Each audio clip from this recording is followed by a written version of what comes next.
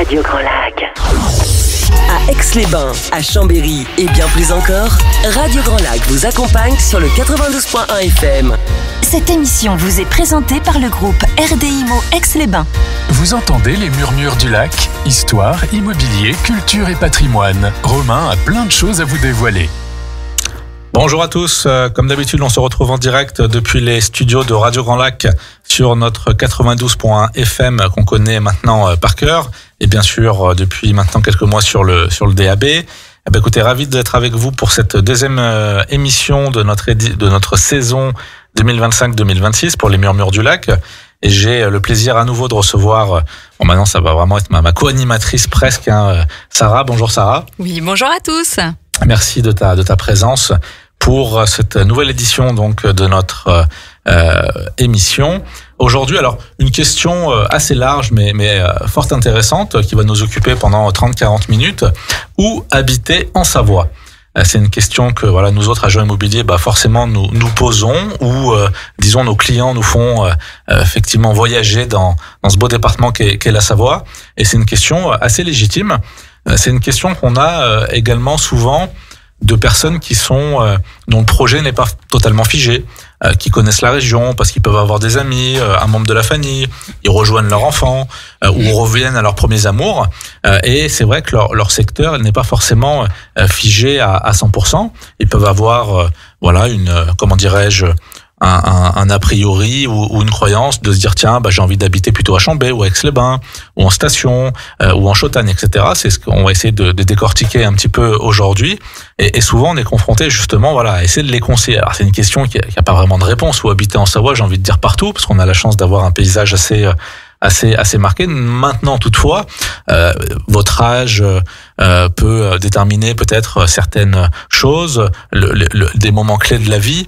C'est vrai que si vous allez vous isoler dans nos belles montagnes, pour tout ce qui va être un peu scolaire, périscolaire, c'est peut-être un peu plus compliqué. Culturellement, tout dépend. Si vous êtes fan de randonnée et autres loisirs extérieurs de ce type-là, vous serez ravi d'avoir, par exemple, d'être proche du parc de la Vanoise. Mais bon, si vous voulez une vie culturelle plus poussée, peut-être qu'au contraire, le bassin chambérien vous satisfera. Donc finalement, c'est des questions personnelles. On va essayer de vous présenter un petit peu ces grands secteurs. Alors, ça va être compliqué de résumer tout ça, bien sûr, comme toujours en quelques minutes, mais on a essayé de faire des grands secteurs. On en a fait 5 ou 6.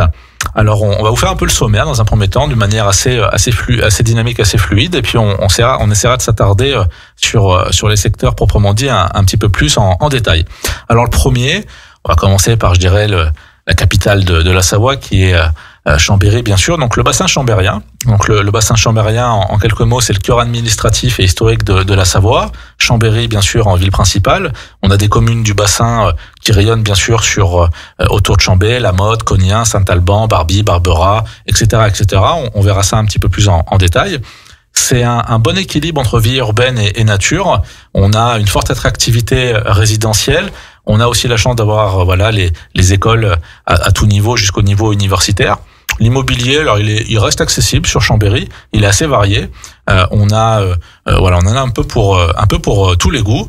Donc Chambéry, cœur historique, ville principale qui se bien sûr démarque en capitale de la Savoie, donc forcément un secteur qu'on ne peut pas mettre de côté. Deuxième secteur, je te passe la parole, bien sûr, je t'envoie sur Aix-les-Bains. Alors, Aix-les-Bains, le bassin aixois, forcément. Donc, on va être sur le deuxième pôle majeur qui va être vraiment autour du lac du Bourget, qui est quand même assez prisé, assez demandé par beaucoup de monde quand on arrive à Aix-les-Bains. C'est vrai qu'on a souvent le coup de cœur pour cette ville. Donc, c'est une ville qui, bien sûr, est une station thermale en premier lieu. Donc, c'est un cadre de vie qui va allier autant le travail que les loisirs. Vous avez beaucoup de choses à visiter autour d'Aix-les-Bains et Aix-les-Bains en elle-même. Vous avez aussi toutes les communes qui vont border la ville d'Aix-les-Bains, qui sont aussi sympathiques et qui peuvent être un peu plus attrayantes au niveau immobilier, j'entends, au niveau de prix de marché.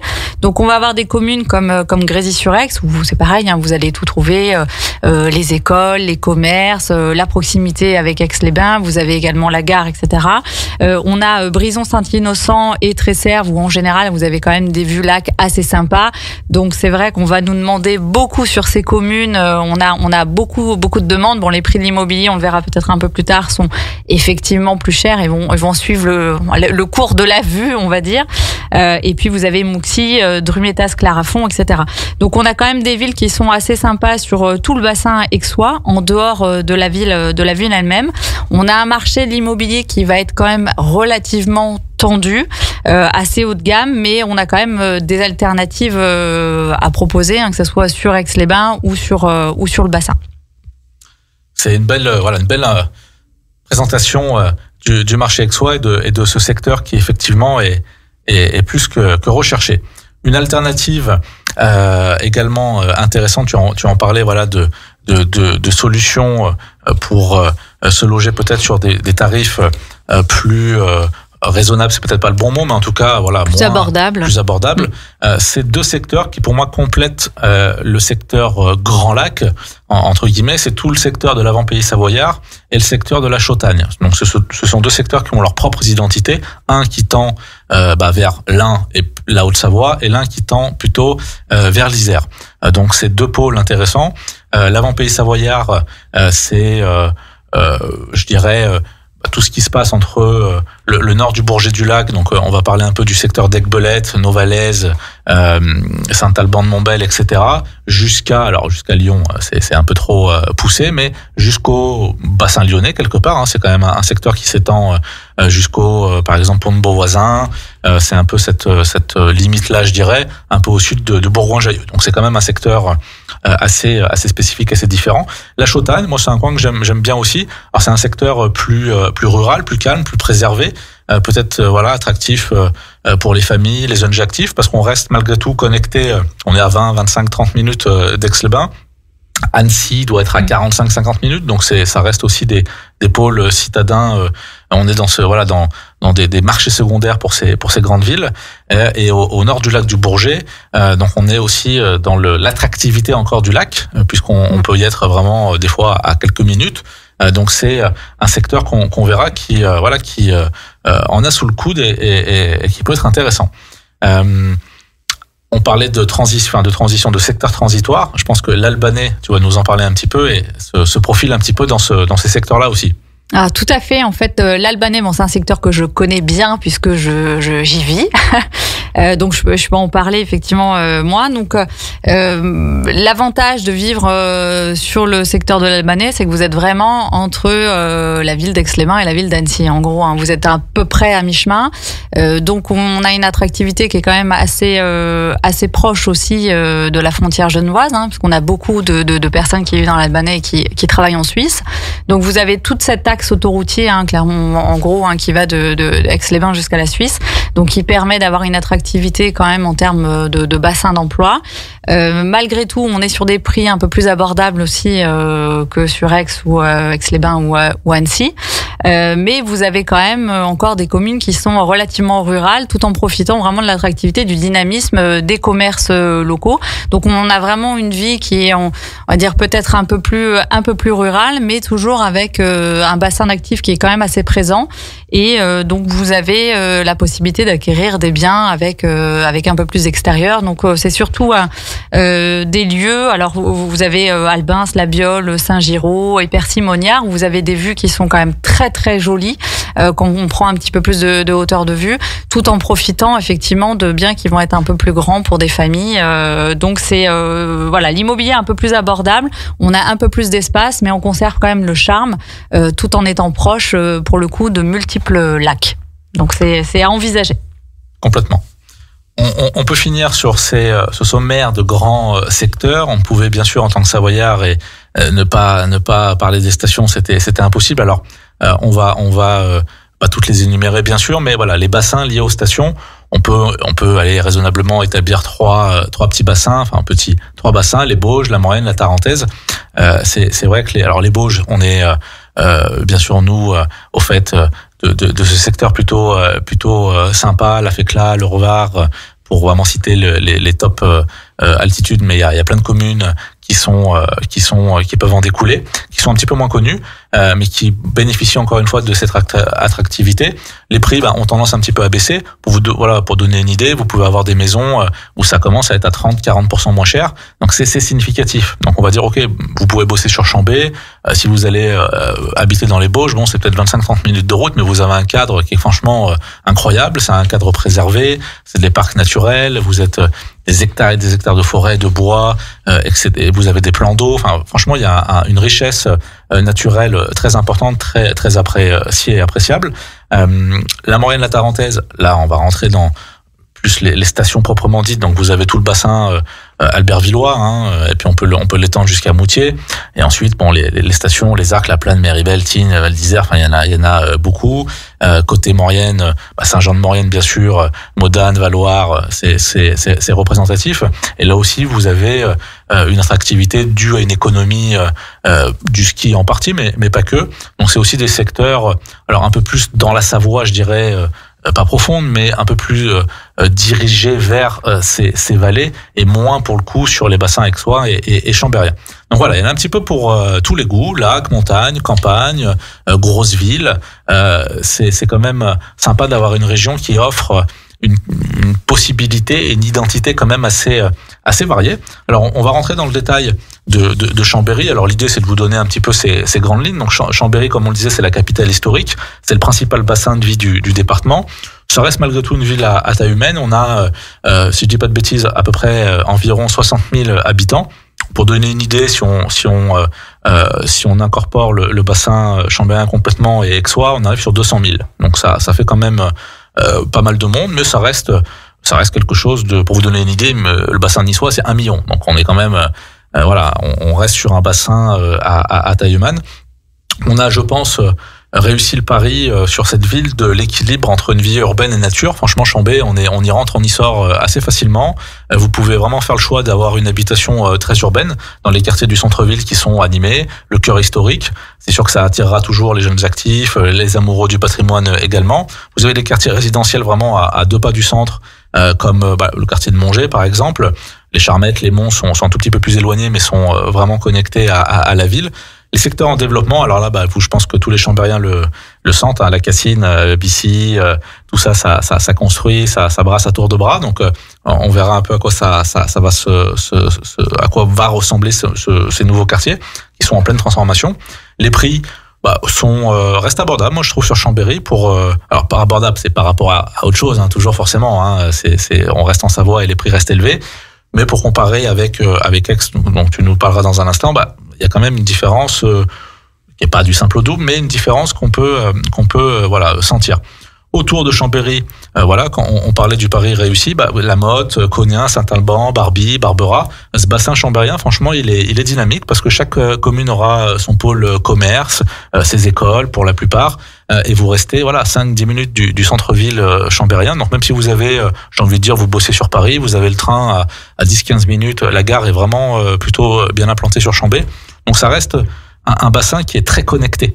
Ça, je trouve que c'est quelque chose d'important et c'est ce qui en fait sa force. Nous, on le voit bien. On a autant de gens locaux qui achètent ou peuvent déménager dans Chambéry pour plus petit, plus grand. Mais on a aussi beaucoup de gens de l'extérieur qui choisissent Chambéry comme arrivée à leur nouvelle vie professionnelle ou personnelle parce que c'est une connectivité, je trouve, intéressante. Et vous avez, comme toutes les villes, une vie culturelle et touristique forte. On n'a pas assez de temps pour en donner toutes les spécificités et tous les atouts, mais il y en a plus d'une. On va enchaîner sur Aix, si tu le veux bien. Oui. Alors le bassin aixois, comme j'en avais parlé tout à l'heure, là on change quand même un peu d'ambiance. Chambéry, on est quand même si on est sur une ville à taille humaine, on est quand même sur une ville assez dynamique, qui brasse quand même beaucoup de monde, beaucoup d'infrastructures. Aix, on est encore dans un endroit un peu préservé, un bassin de vie, un petit paradis quoi, on pourrait dire. Donc c'est vraiment les gens souhaitent vraiment s'installer du côté du lac de Bourget, vraiment sur Aix-les-Bains. C'est pour sa qualité de vie, parce que encore une fois, on fait tout à pied, quasiment tout à pied. Donc vous allez, vous allez au marché, vous allez au théâtre, au casino, au port, quasiment tout se fait à pied. Les infrastructures sont bien développées. Vous avez des bus un petit peu partout. Il y a quand même beaucoup de verdure aussi, hein, sans parler du parc de verdure, mais bien sûr, vous avez quand même pas mal de parcs à côté. Donc on attire autant des jeunes retraités ou des anciens retraités d'ailleurs, comme aussi des familles qui profitent quand même du dynamisme local tout en restant vraiment sur une ville encore une fois à taille humaine, sans oublier que vous avez quand même presque dans le centre d'Aix-les-Bains le TGV qui vous emmène directement à Paris en 3h, 3h30. Donc là pour le coup on a avec le développement du télétravail une grosse diversité de profils qui viennent s'installer dans la région et qui découvrent une qualité de vie qui est quand même bien au-delà de ce qu'ils peuvent espérer peut-être dans des villes un peu plus grandes. Donc bon voilà, vous vous souvenez peut-être, Aix-les-Bains a obtenu un score de 8,11 sur 10 sur le site de la villeideale.fr. Bon, même si évidemment il y a différents critères à prendre en compte, c'est quand même pas mal. Au niveau de l'attribution, voilà, on est quand même assez bien calé. Donc évidemment sur Aix-les-Bains et sur son bassin, on a beaucoup d'incontournables. Au niveau visite, on a évidemment le lac du Bourget qui attire la majorité des gens, qui est un peu la star du coin, où on nous demande sans arrêt des appartements ou des maisons avec des jolies vues. On a les ports de plaisance, donc vous en avez deux, le grand port et puis ensuite vous avez le petit port qui est un petit peu plus intimiste pour les amateurs un peu plus de tranquillité. Donc c'est des lieux qui sont encore assez préservés. Vous avez on est sur une ville thermale, hein, donc évidemment vous avez les thermes, vous avez toute l'histoire du thermalisme à Aix-les-Bains qui est quand même assez conséquent. Donc c'est des choses aujourd'hui au niveau du patrimoine historique qui sont à prendre en considération et qui attirent de plus en plus de gens. Bon, on va pas faire tout l'historique de la ville, mais j'en passe avec l'abbaye d'Hautecombe, vous avez le casino Grand Cercle, les anciens palaces, parce que vous savez qu'évidemment Aix-les-Bains on a beaucoup d'anciens palaces qui ont été réhabilités aujourd'hui en logement et qui font aujourd'hui qu'on garde quand même le patrimoine aixois tout en profitant d'un lieu qui est quand même de plusieurs lieux qui sont quand même assez exceptionnels. Voilà, donc on pourrait en parler pendant des heures, mais on va s'arrêter là parce qu'on a d'autres points à voir. Mais en tout cas, Aix-les-Bains attire de plus en plus de personnes aujourd'hui, effectivement. Petite conclusion avant la coupure musicale, comme tu le soulignes, Aix, on pourrait en parler des heures. Ce qui est déjà assez remarquable, c'est que dans un département, c'est certainement pas le seul, mais c'est pas tous non plus qui peuvent déjà se targuer d'avoir deux villes, deux grosses villes avec leur propre identité et autant de différences à seulement 15 minutes l'une de l'autre. C'est ça aussi qui fait la richesse de notre bassin. Aix-les-Bains, le lac, Chambéry, l'histoire, et les deux forment franchement un combo assez appréciable. On se retrouve dans 2-3 minutes, restez bien à l'antenne. Plongez dans le grand bain de la vie locale avec Radio Grand Lac sur 92.1. Cette émission vous est présentée par le groupe RDIMO Aix-les-Bains. Vous entendez les murmures du lac? Histoire, immobilier, culture et patrimoine. Romain a plein de choses à vous dévoiler.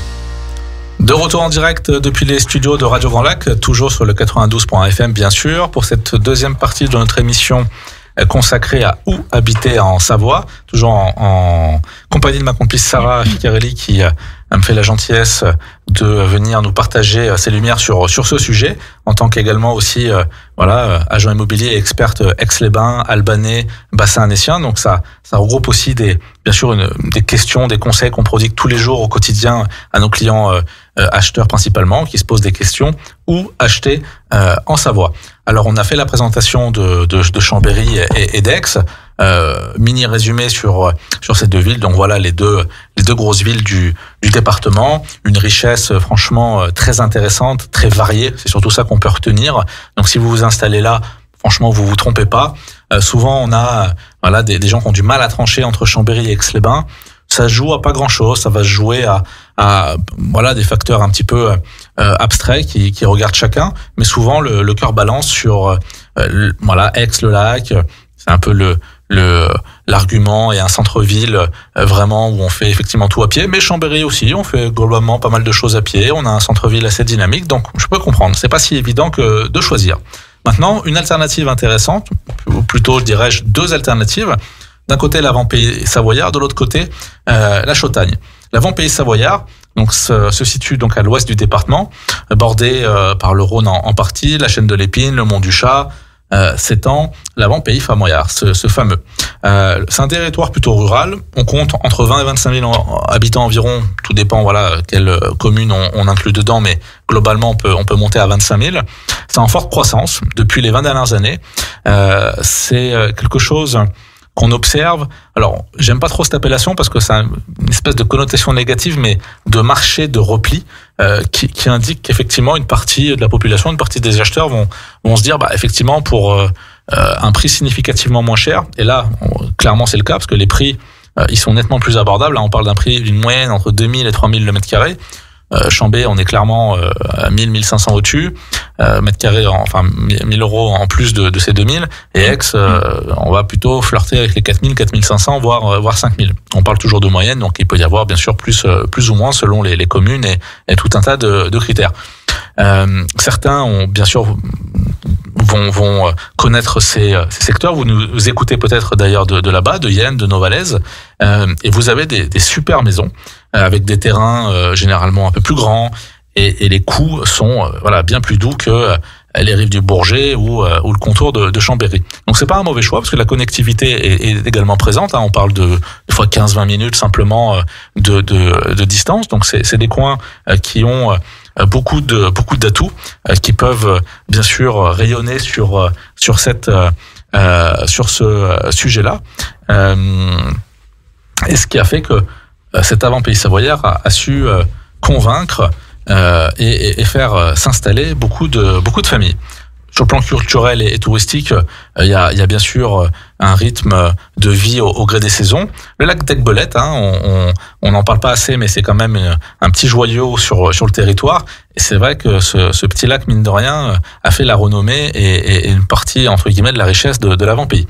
Un petit mot maintenant sur la Chautagne, un coin qu'on aime bien aussi, un petit microcosmos entre l'eau et la montagne, juste au nord du Bourget, coincé entre le Rhône bien sûr également et les premières pentes du Jura. Vous avez ce secteur, la Chautagne, beaucoup plus réduit en termes d'habitants, à peine 5000 habitants sur l'ensemble de ces villages, Chanat, Charian-en-Sautagne, Ruffieux, Chandrieux, Vion, etc. C'est une ancienne zone marécageuse, on l'a bien vu d'ailleurs sur la dernière remontée du lac où les pauvres se sont trouvés quand même assez inondés. Beaucoup se sont transformés en plaine, en zone agricole, prairie. Il y a pas mal de vignobles et de marais classés d'ailleurs. Le tourisme, forcément, il est quand même présent. On pense aux balades en bateau sur le canal de Savière, pas mal de caves viticoles de la Chautagne. Et les prix, par contre, sont un petit peu plus chers que dans l'avant-pays. On est plutôt 3000, 3005. Donc ils sont pas en reste, notamment à Chanat, qui est devenu quand même très prisé des touristes. C'est moins cher que les bords de lac côté Aix, mais malgré tout, on a d'une certaine manière pas mal de ces avantages. Ce qui manque ou pas, selon ce qu'on va y chercher, c'est plus de calme. Il y a moins de commerce, il y a pas 50 restos, il y a pas 50 bars, mais vous en avez quand même quelques-uns. Vous avez une petite gare, à la gare Tulose, qui fonctionne quand même plutôt bien aussi. Et vous avez un bon équilibre entre préservation d'un cadre naturel et malgré tout une attractivité qui monte. Le charme du fleuve, vous amènera à vous poser cette question et les prix pourraient vous séduire. Donc vous l'avez compris, l'avant-pays, la Chautagne, des vraies alternatives avec de vrais arguments. Un autre secteur qui n'est pas en reste d'arguments pour séduire nos populations, l'Albanais. C'est l'Albanais. Tout à fait, c'est l'Albanais. Donc comme je vous disais tout à l'heure, c'est vraiment une région qui va être entre Aix-les-Bains et Annecy. Donc c'est un secteur moi que j'aime beaucoup parce qu'on a quand même gardé vraiment l'âme, on va dire de campagne. On est quand même idéalement placé puisque encore une fois on est entre Aix-les-Bains et Annecy, encore entre Chambéry ou Genève. Donc on est sur un secteur qui est quand même entre deux grands pôles assez attractifs. Donc l'Albanais, moi je dirais que c'est un peu la Savoie cachée quoi finalement. Donc c'est encore préservé. c'est encore abordable, mais attention, c'est quand même de plus en plus recherché. Donc, on a des prix qui vont monter de plus en plus. On a des jolis villages. Encore une fois, vous avez tout le secteur qu'on appelle Entre-Lacs, donc qui a été en regroupement de communes. Donc, on a Albin, Saint-Giraud, Mognard et Percy, Cessens et d'autres, où vous avez encore des vues qui sont magnifiques sur les montagnes. Vous avez des vues qui sont vraiment dégagées. On a la possibilité d'acquérir quand même des biens avec des maisons avec beaucoup plus de terrain sur les mêmes prix finalement que Aix. Alors je vous parle même pas d'Annecy évidemment, puisqu'on est encore sur un autre marché, on passe du côté Haute-Savoie, donc on a des prix qui peuvent grimper un peu plus. Donc c'est un secteur finalement où l'on vit bien. On va respirer parce que on profite quand même du calme. On a un accès qui est très rapide sur Aix-les-Bains, qui est très rapide évidemment pour Annecy, ou Rumi ou Genève. Donc si vous voulez, quand on arrive sur la région, on se pose quand même la question de où habiter en fonction de l'endroit où on va travailler. Donc on va regarder encore une fois les accès autoroutiers, les accès au niveau des gares, au niveau des bus, et finalement c'est quand même une alternative qui est clairement à envisager, parce que vous avez une gare aussi à Aix-les-Bains, donc vous prenez, c'est un train qui fonctionne très bien jusqu'à Rumi notamment, ou pour rejoindre Annecy tout simplement. Donc pour les actifs, moi j'ai envie de vous dire, c'est quand même un cadre qui est quand même aussi idéal, parce que vous profitez quand même des secteurs dynamiques tout en ayant un marché immobilier qui est quand même un peu plus abordable. Donc malgré tout ça bouge, puisque même si on est dans un secteur campagne, c'est quand même beaucoup d'actifs, donc c'est beaucoup de familles qui s'y installent. Il y a des nouvelles écoles, il y a beaucoup de nouvelles infrastructures qui se sont montées, qui continuent à se monter, parce qu'effectivement il y a beaucoup de nouveaux arrivants dans la région, et finalement on a besoin d'infrastructures qui s'étoffent un peu, mais tout en gardant encore une fois cet esprit un peu village. Donc moi je trouve que c'est quand même un bon équilibre, sans se sentir isolé finalement. Si vous voulez aller boire un café, vous avez le choix, vous pouvez aller à Aix-les-Bains, vous pouvez aller à Annecy, vous pouvez aller vous baigner au lac. Donc encore une fois, vous avez le choix entre différents lacs, lac du Bourget, lac d'Aiguebelette, lac d'Annecy, etc. On peut aller randonner au Semnoz. Donc voilà, ça nous permet quand même d'avoir ce cadre de vie tout en rentrant chez nous un peu plus au calme, pour ceux qui souhaitent des environnements un peu plus paisibles. Donc l'Albanais a un peu le vent en poupe, j'ai envie de vous dire. Donc voilà, ça à considérer. Donc il y a beaucoup de choses encore une fois dans nos régions qui font que on a du choix en fonction de nos vies, en fonction de nos activités, en fonction de nos familles, des écoles, du bassin de l'emploi. Donc voilà, on a quand même une région où on a le choix, et ça c'est quand même super, je trouve. Et puis pour compléter ce que tu dis sur l'Albanais, moi c'est un secteur que je connais depuis tout petit, mais je le connais surtout aussi en zone de transit, en zone de comment dirais-je, avec mon véhicule, parce que je vais sur Annecy ou j'allais sur Rumi, et finalement quand on prend le temps de s'arrêter et de découvrir, c'est pas qu'une zone de passage, c'est aussi une zone, je trouve, qui avait une forme d'a priori. Alors tous les secteurs on a une forme d'a priori. Aix, on a l'a priori, voilà, ville ancienne, à la population âgée, où il se passe pas grand chose, ce qui est complètement faux. Il y a un peu de vrai, bien sûr, aussi, mais ça définit pas une ville à 100%. Chambéry, moi j'avais un peu c'est une ville que je connais aussi depuis longtemps, mais j'avais une espèce de regard sur une ville un peu médiévale. C'est pas faux, c'est une ville médiévale, ouais. Ça en est une, mais quand on prend le temps d'aller découvrir justement les rues de cette ville, les commerces, les commerçants, ils sont plutôt accueillants, bienveillants, et c'est plutôt dynamique, donc on perd un peu cet a priori. La Chautagne, je pensais que c'était souvent, je me disais c'est loin, les clients nous le disaient souvent, et en fait à force de y aller, on se dit écoutez, pas tant que ça en fait. Regardez, vous habitez un peu dans les hauteurs du bassin chambérien, vous bossez au Bourget, franchement je pense que vous mettez 25-30 minutes pareil, et finalement vous avez des secteurs à en découvrir.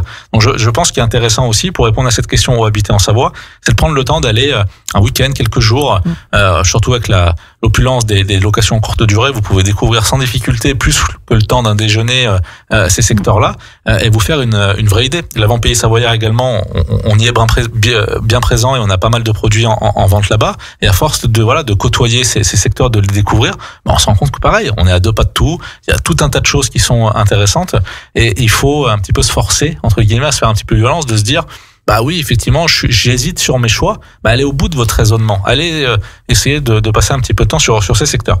Alors pour finir un petit peu ce tour d'horizon. On pouvait, comme on l'a dit en introduction, on pouvait pas ne pas parler des stations. Alors les stations, on n'a pas fini.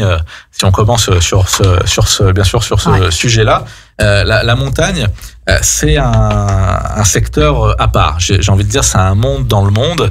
C'est très particulier, surtout en France où on est, si je dis pas de bêtises, on doit encore l'être leader sur le sujet, sur les stations. Tout un tas de sujets qui sont liés. Est-ce qu'on va avoir de la neige demain ou pas? Là, l'hiver arrive, donc je pense que nos amis exploitants, commerçants attendent impatiemment de toute façon le début de la saison. Là, on est quoi? Mi-octobre. Je pense qu'ils sont dans les recrutements, dans les réparations, les améliorations. On leur souhaite à tous beaucoup de courage et une saison réussie. Donc, on a la chance d'avoir, comme on l'a dit, le Revard à portée de main avec la FECLA. Moi, j'ai toujours plaisir à y aller tous les hivers, plusieurs fois. C'est super, c'est un endroit qui est franchement agréable. On a quelques clients qui y habitent, et c'est je dirais, la montagne vraiment à portée de main pour les Aixois et les Chambériens, 25, 30, 35 minutes. Donc ça, c'est plutôt sympa. Ça vit à l'année, forcément non, hein. On a quand même une saisonnalité assez marquée. Je pense qu'à part Chamonix, de toute façon, il n'y a pas tellement de villages qui peuvent se targuer d'avoir une vraie vie. Alors il y a les stations vivent à l'année bien sûr, il y a la vie de chantier en intersaison, il y a ça bouge, mais c'est plus du tout la même population. On varie de quelques milliers d'habitants permanents si on additionne les deux bassins, Tarentaise et la Maurienne, et je pense que on est sur des dizaines de milliers de personnes quand la saison bat son plein. Les prix sont à l'image aussi de la renommée, hein. On a, c'est souvent on nous parle de d'Aix, on parle, tu nommais Annecy. Ne regardez pas les prix en station parce que là c'est à tomber à la renverse. On a des prix, on parle de moyenne de prix à plus de 15 000. Donc c'est incroyable. Il y a des pointes Val d'Isère, je crois que la dernière fois que j'avais regardé, les records étaient là-bas, on frôlait les 40 000 € le mètre carré.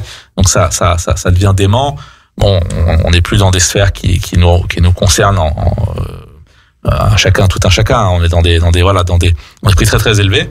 Par contre, dans les stations de proximité, on trouve encore des biens, des prix super attractifs.